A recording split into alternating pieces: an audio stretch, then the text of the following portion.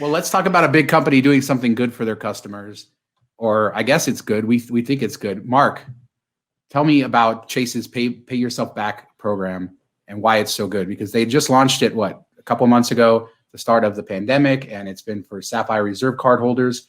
But we learned this week that they're going to actually keep this program. So maybe we should talk a little bit about what it is, and then maybe we'll talk about what we hope they do with the program going forward. So explain it, Mark. Yeah, so the program was, they set it up like normally you can cash out Ultimate Rewards points at 1 cent a piece for cash. And you could use it through the portal with your preferred card or your ink cards at 1.25 cents to book for travel. With your Sapphire Reserve, you could do it at 1.5 cents for travel using their travel portal. So what they did with this during the pandemic is they said, hey, if you have grocery expenses, restaurant expenses, or home improvement expenses, 3 big areas that people have that usually come with bigger bills, you can cash in your points at the rates that you would have got on the portal for travel, but you get a statement credit for it. So with your reserve card, you get 1.5 cents. And with your preferred card, you get 1.25 cents. So that's pretty, awesome. It's the best cash out option out there right now, for things that aren't travel related. And, people have been cashing in their points, hundreds of thousands of points, for money, essentially, because there's a lot of ways that you can work with a grocery store and stuff, buying, Visa gift cards or buying third-party gift cards, or just buying your groceries. Everybody's got a big grocery bill. So that was supposed to end at the end of September. And it was thought maybe this was like a test run that they would try something later. Travel Rewards Warrior has a Facebook group, and they kind of saw in the terms that it said, this is the first time and might be extended, type of thing, like hinting at it. So he reached out to the Chase PR firm via email, and they confirmed that it will be extended, or they're going to have the promo go longer. It seems like it's going to be a long-term thing, and it seems like they might be rotating the categories, as well as it will be opened up to more cards. So I'm assuming it'll be like Freedom cards and the ink cards, and I'm sure they'll have different rates. It'll probably be near the cash out rate type of thing for portal bookings. So kind of interesting. Good stuff. I know I've cashed out a ton. I know, Sean, you're working on it.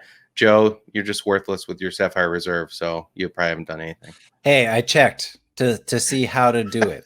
So I can actually speak to that. It is like super simple. You click on where I see. I lost it now. There was a pay yourself back button. I don't know where it is now. No, you go to your Ultimate Rewards main page, like you are when you're going to go transfer to an airline or hotel, or to book through the portal. And then one of the options, like there's options like transfer to partners or cash out, and there's an option that says pay yourself back. So it's like right in the top part of your Ultimate Rewards login, which you can get to through your Chase account or on the app and stuff. So once you click that, then it populates all the charges that are eligible for the extra payout, and restaurant charges will pop up, grocery charges right now. We don't know what it will be in the future, but that's what will happen now. And the nice thing is, because of the pandemic, they're letting you use your $300 credit, your travel credit on the Sapphire Reserve for grocery. So if you spend it on grocery or restaurants, it triggers the credit, and then you can actually still pay yourself back on that. So you can double dip that. So you could have a $300 charge at the grocery store. It gets wiped off by your travel credit, and then you can also pay yourself back. So you'll have a negative $300 bill at the end of the day. Yeah, I mean, like, all joking aside, like, I do really like this option. So, last week we talked about how Chase Freedom had the enhanced welcome offers where you can spend up to $12,000 in groceries at 5x for the first year of your card membership. So what I actually did was I realized that my wife did have a normal Freedom and a Freedom Unlimited, but I just used a secure message, canceled her Freedom online, and then I'm gonna wait a few weeks and then apply for a Freedom for her, get that bonus. And so 12,000, especially during these pandemic times, is not difficult to hit at grocery stores. And so you hit that's 60,000 points right there. You can turn that into $900. Especially again, especially, you're doing the grocery store spending. Yeah, so you have to make some spending on your reserve as well so that you can zap it or whatever. But I think it's going to be a good Zap. deal. You Yeah, gotta zap it. yeah. So I think, right now, this is like kind of a great situation we have with Chase. And I don't know, does it even have an end date, or is it just like kind of foreseeable future from now?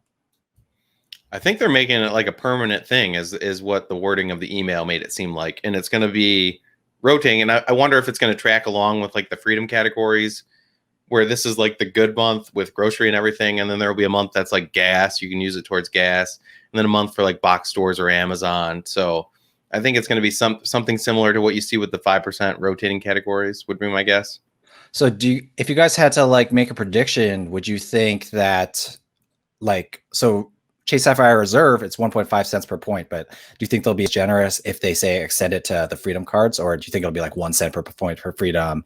And, what are you guys thinking? Yeah. I think it'll be one cent for the Freedoms. Well, it's already 1 cent for the Freedom. Yeah. So, That's true. So would they have to like juice it up a little bit to make it attractive? I don't know. I don't think so. I think what they'll do is I don't even know if the Freedoms will be rolled into it. It might just be like the Ink Preferred, Ink Plus will be rolled into it as well. And that will be like 1.25 cents, just like the Sapphire Preferred. I don't know. Yeah, I don't know why. If it's Freedom, you can just cash it out as cash. So maybe they'll just rebrand the Freedoms, cashing it out as pay yourself back at 1% and just sort of rebrand it that way. But yeah, like I said, I think that we'll probably only see it on the Sapphire Preferred and Reserve products, and then for varying categories. Clearly, it's not going to be as generous as it is now. That's just not going to. It might be past September 30th. They might extend that, but when they do it permanently, I expect that there'll be some good times, some bad times, and then it'll be interesting to see the ink cards. Maybe if the ink cards can get something on the business side, that would be kind of fun. Although if you have all these cards anyway, it really doesn't matter because you can transfer between them. But so the play was interesting. It's good. So the play will be, if you have multiple of these cards, to do kind of what we did in the past, which is combine everything into whichever card gives you the most value, right? So let's say Reserve stays at 1.5 cents to December and they announce a preferred will go at 1.25. Well, if your wife has a preferred and you have a reserve, transfer her points to you so you can cash them out at 1.5, right? So the play will be to, just like it's been with Chase for a long time, combine your points to get the most efficient redemption, right?